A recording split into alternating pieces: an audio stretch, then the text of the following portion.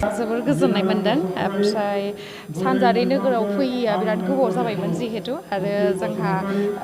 आंहा स्पेसियेलि सानजारि नोगोरजों गोबां माने मा होनो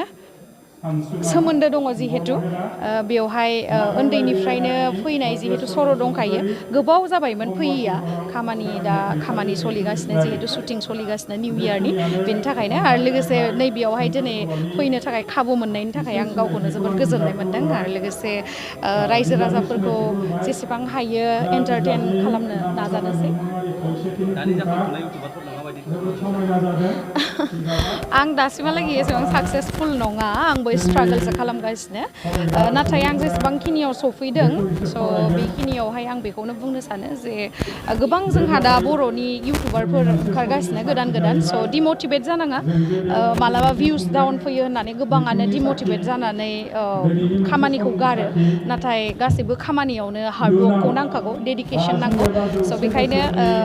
भिउस खम फैदों बा साबसक्राइबार जायाखै होननानै गोसोखौ डाउन खालामनो नाङा आरो जेब्लाबो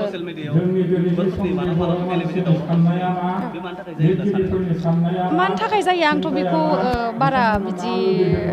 मिथिनाय जाया गावजों गाव जालायो जिहेथु बेयावहाय आं आरो जेबो बुंनोबो साना